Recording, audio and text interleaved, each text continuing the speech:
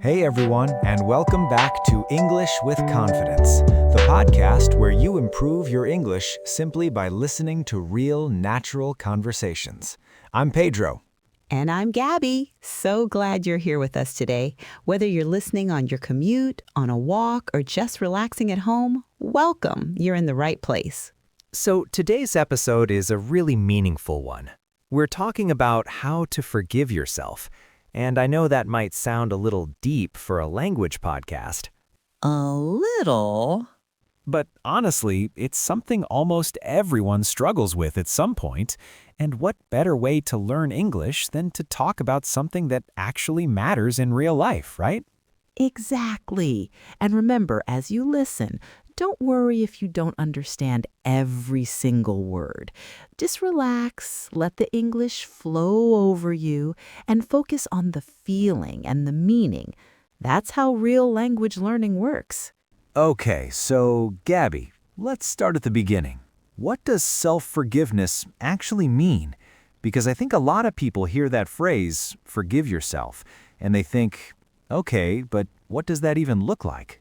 That's such a good question, and I think it's a really common confusion.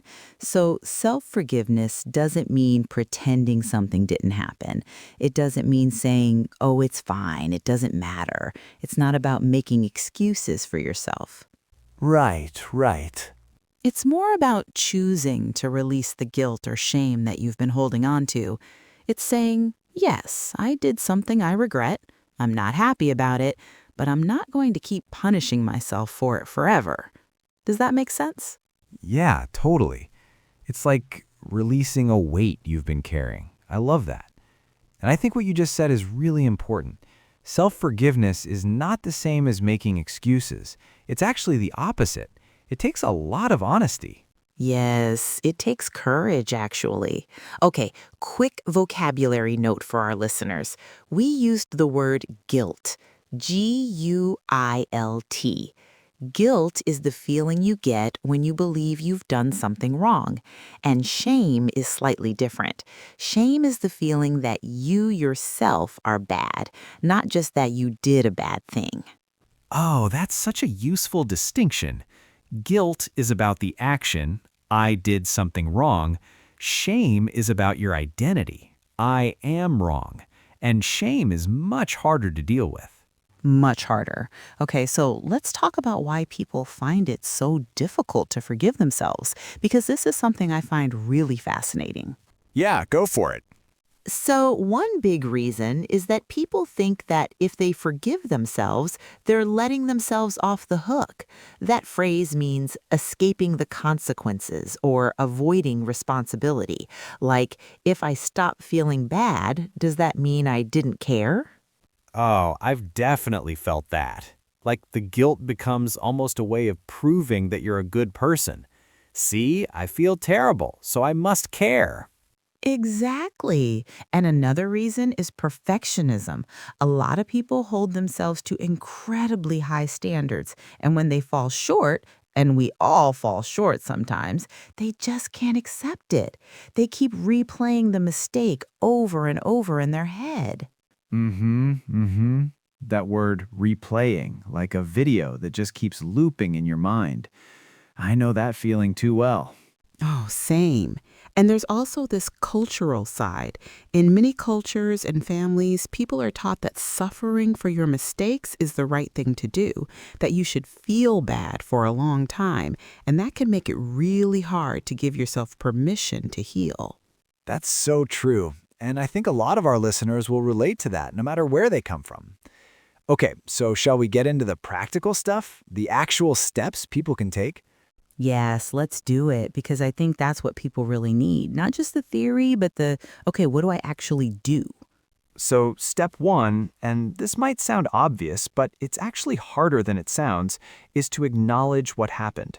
Don't push it away, don't ignore it, look at it clearly. Say to yourself, this is what I did, this is what happened. Right. And acknowledge is a great English word here. It means to recognize or admit that something is true. So you're not running away from the truth, you're looking at it. Exactly. And then step 2 is to take responsibility, but without punishing yourself. There's a big difference between saying, I made a mistake and I own it, and saying, I am a terrible person and I deserve to suffer. The first is healthy. The second is not. That distinction is so important. Taking responsibility means understanding your role in what happened, but it doesn't mean attacking yourself. You can hold yourself accountable. That means accepting the consequences without tearing yourself apart. Yes, and this connects to step 3, which is practicing self-compassion. Now, this is a big phrase in psychology these days. Self-compassion. It means treating yourself with kindness, the same kindness you would show to someone you love. Oh, I love this one. There's actually a really simple exercise for this. You ask yourself, if my best friend came to me and told me they had done this exact thing, what would I say to them? And then you say that to yourself. Ooh, that's a good one. Because most of us, when a friend makes a mistake, we don't say, you are awful, I can't believe you did that, you should feel terrible forever. We say, hey, you messed up, it happens. What matters is what you do next. So give yourself that same grace.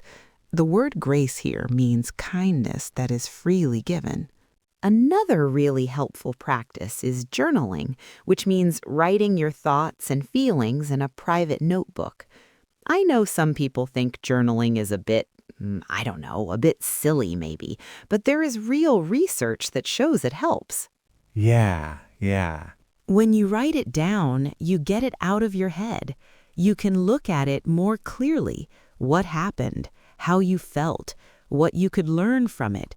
And slowly, something can shift. It feels like you're organizing the chaos inside you, putting it in order. I love that image. Organizing the chaos. That's beautiful. And actually, talking to someone is another really powerful step, right? Whether that's a friend, a family member, a therapist, someone you trust.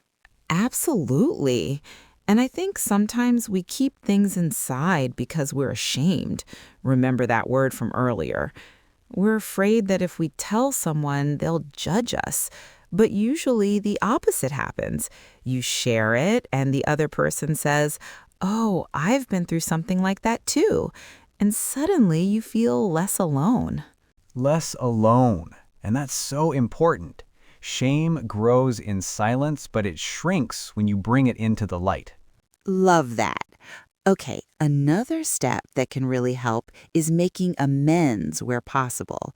Making amends means trying to fix or repair the damage caused by your mistake. It might be apologizing to someone you hurt or doing something kind to make up for what you did. Yeah, and this is important. Sometimes making amends is possible, and sometimes it isn't. If the person is no longer in your life, or if it's something you can't fix directly, that's okay. You can still make a choice to act differently in the future. That counts too. Exactly.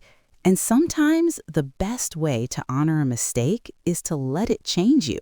To say, because of what I went through, I'm going to be more careful, more kind, more present. That's turning pain into growth. I love that. And there's something worth remembering here.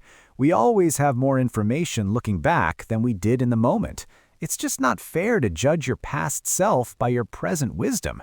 They were doing the best they could with what they had. Okay, so let's bring this all together. What would you say is the most important thing when it comes to moving forward, actually leaving the guilt behind and getting on with your life? I think it's making a conscious choice, a deliberate decision, because self-forgiveness doesn't usually just happen on its own. You have to decide to pursue it. You have to wake up one day and say, I'm going to stop living in the past. That was then, this is now. And it might take time. You might have to make that choice again and again. Right. It's not always one big moment of release. Sometimes it's a series of small choices, each day choosing to be gentler with yourself. Exactly. And I want to say something to anyone listening who is really struggling with this right now. Whatever you did, whatever you regret, whatever keeps you awake at night, you are not defined by your worst moment. Your mistakes are part of your story, but they are not the whole story. That is so well said. And you deserve the same compassion you would give to anyone else. You are human. Being human means making mistakes. It's part of the experience. So just to recap, because this is a language podcast and recapping helps you remember, here are the steps we talked about today. 1. Acknowledge what happened. 2. Take responsibility without punishing yourself. 3. Practice self-compassion. Give yourself the grace you'd give a friend. Talk to someone you trust. 5. Try journaling, writing out your thoughts.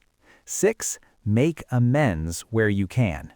And 7. Make the conscious choice to move forward. One day, one small choice at a time. I love that recap. And remember, none of these steps has to be done perfectly, which is fitting given everything we talked about today. Very fitting. Okay, and from a language perspective, you have just listened to more than 10 minutes of real, natural English conversation. And I promise you, every minute you spend listening like this, your brain is absorbing patterns, vocabulary, rhythm, all of it, even if you don't realize it. That's the magic of listening. So keep coming back, keep listening, and trust the process. Progress, not perfection. Right, Pedro? Progress, not perfection. All right, that's it for today's episode of English with Confidence. Thank you so much for spending this time with us. Take care of yourself, be kind to yourself, and we'll see you in the next episode. Take care, everyone. You've got this.